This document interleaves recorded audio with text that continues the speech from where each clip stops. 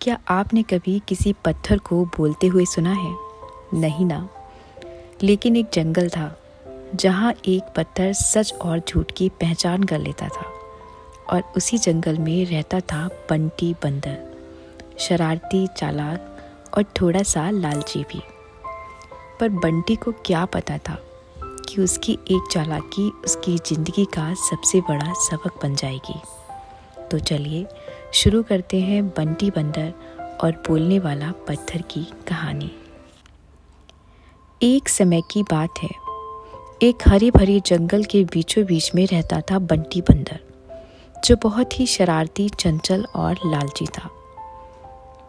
एक दिन जंगल में ये खबर फैली, जंगल के आखिरी छोर पर एक बोलने वाला पत्थर है जो सच और झूठ को पहचान लेता है और हर सवाल का जवाब देता है। बंटी को बड़ा मजा आया।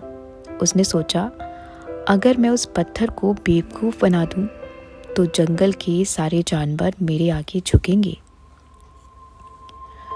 बंटी पहुंचा उस काले चमकते पत्थर के पास।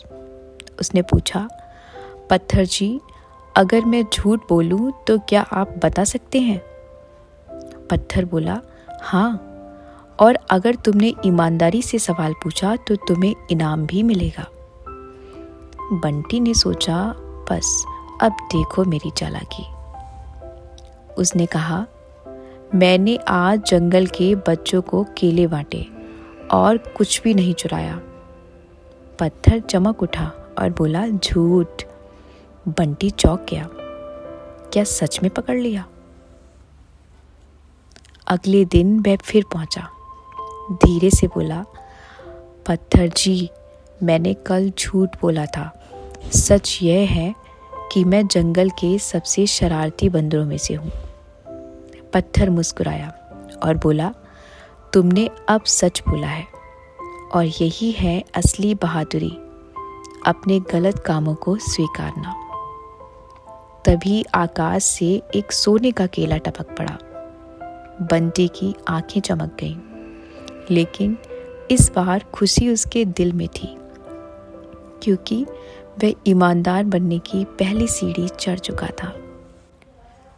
दोस्तों, कभी कभी ज़िंदगी में कोई छोटा सा झटका हमें हमारी असलियत दिखा देता है, और वही झटका इंसान को सच्चा बना देता है।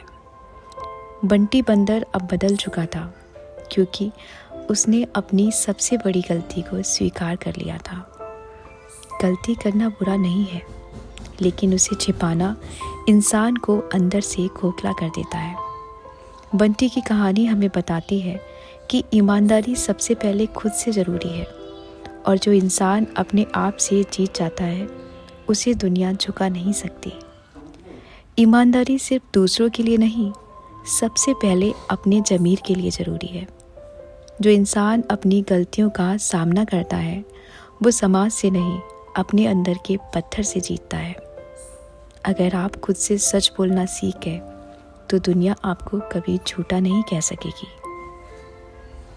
ये कहानी आपको पसंद आए तो चैनल को लाइक, शेयर और सब्सक्राइब ज़रूर करिएगा।